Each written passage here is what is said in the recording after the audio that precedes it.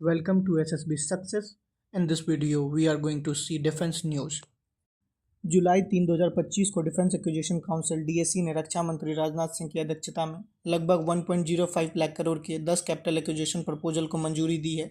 यह सारी खरीदारी बाय इंडियन आईडीडीएम कैटेगरी के तहत भारत में ही की जाएंगी। इसमें armoured recovery vehicle, electronic warfare system, integrated common inventory management system, tri services के लिए और सरफेस टू एयर मिसाइल शामिल हैं जो सेना की ताकत बढ़ाएंगे। साथ ही moored mines, mine countermeasure vessels, super rapid gun mount और समरसेबल ऑटोनोमस वेसल्स भी नेवी के लिए मंजूर हुए हैं, जिससे समुद्री सुरक्षा मजबूत होगी। यह कदम स्वदेशी डिजाइन और मैन्युफैक्चरिंग को बढ़ावा देने के लिए एक अहम पहल है। 1 जुलाई 2025 को रक्षा मंत्री राजनाथ सिंह ने यूएस डिफेंस स्ट्रेटेजी पीट हेग्सेथ से फोन पर बातचीत की। दोनों ने इंडिया यूएस डिफेंस टाइज को और मजबूत बनाने पर फोकस किया। मिलिट्री ट्रेनिंग, ज्वाइंट एक्सरसाइजेज और डिफेंस इंडस्ट्री कॉपरेशन जैसे टॉपिक्स डिस्कस हुए। इंटर ऑपरेशनबिलिटी बढ़ाने, सप्लाई चेन इंटीग्रेट करने और लॉजिस्टिक्स शेयर करने पर भी एग्रीमेंट हुआ। सिंह ने एंटी टेरर एफर्ट्स में यूएस की सपोर्ट की तारीफ की और हेग्सेथ ने उन्हें यूएस विजिट पर इनविटेशन दिया। 1 जुलाई 2025 को आईएनएस तमाल, एक एडवांस स्टेल्थ फ्रिगेट, को रशियन पोर्ट कैलिनिनग्राड के यंतर शिपयार्ड में इंडियन नेवी में फॉर्मली कमीशन किया गया। यह शिप प्रोजेक्ट 1135.6 के अंडर बनाए गए मल्टी रोल स्टेल्थ फ्रिगेट का 8वां और तुसील क्लास का सेकेंड शिप है। सेरेमनी में इंडिया और रशिया के senior naval officer including vice admiral Sanjay Jasjit Singh और रशियन बेल्टिक फ्लीट के कमांडर शामिल हुए। आईएनएस तमाल का कमांड कैप्टन श्रीधर टाटा के पास है, जो एक मशीन और गनरी स्पेशलिस्ट हैं। यह ship BrahMos missile, still one air defence system, torpedo, sonar system और ईडब्ल्यू स्वीट से फुल्ली लोडेड है। इसमें 26% इंडिजीनियस कंपोनेंट्स हैं। यह आत्मनिर्भर भारत और मेक इन इंडिया इनिशिएटिव को भी सपोर्ट करता है।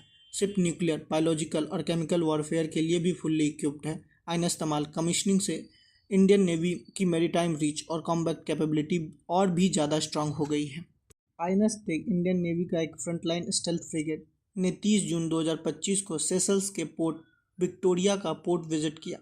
यह visit south West Indian ocean deployment का पार्ट था। शिप ने सेशल्स कोस्ट गार्ड के साथ ज्वाइंट सर्विलांस की मिलिट्री, कल्चरल और डिप्लोमेटिक एंगेजमेंट में पार्टिसिपेट किया।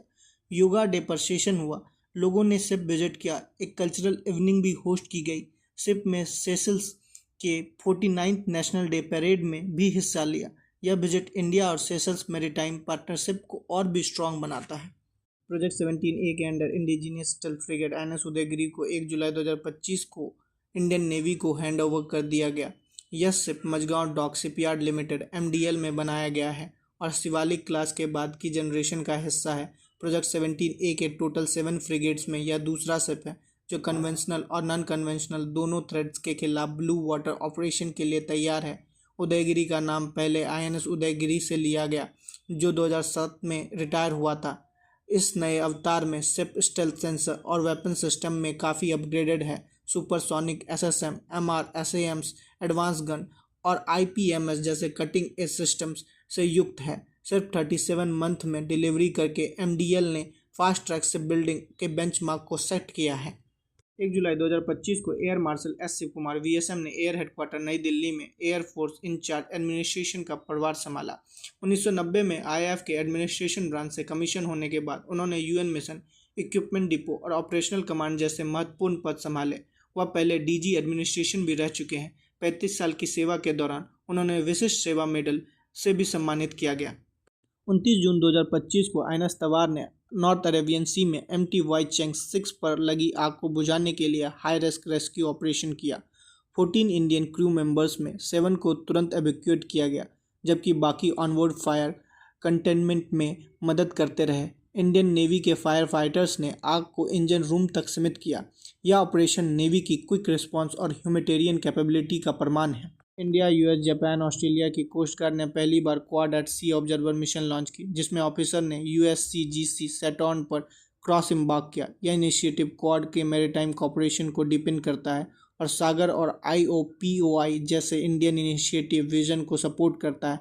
मिशन का एम है ज्वाइंट प्रिपेयर्डनेस और इंडो पैसिफिक में रूल बेस्ड ऑर्डर को प्रमोट करना। रियर एडमिरल V गणपति ने military institute of technology Pune के कमांडेंट के पद को संभाला। वह एक एक्सपीरियंस्ड नेवल लीडर हैं जिन्होंने की ऑपरेशनल स्टाफ और इंस्टीट्यूशनल रोल निभाए हैं। अब वह ट्राई सर्विसेज ट्रेनिंग को गाइड करेंगे इमर्जिंग टेक डोमेन्स जैसे AI, साइबर और स्पेस थ्रू, जिससे मिलिट्री इंस्टीट्यूट ऑफ टेक्नोलॉजी एक जॉइंट टेक एजुकेशन हब बनेगा।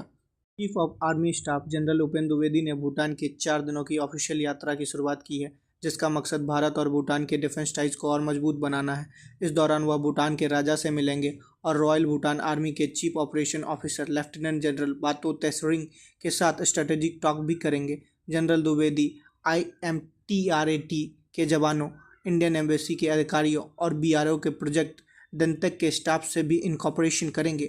यह विजिट भारत की भूटान के साथ जियो स्ट्रेटेजिक कॉपरेशन को डीपेन करने की कमिटमेंट को दर्शाता है। अगर आपको यह वीडियो अच्छी लगी हो तो चैनल को लाइक करें, शेयर करें, सब्सक्राइब करें।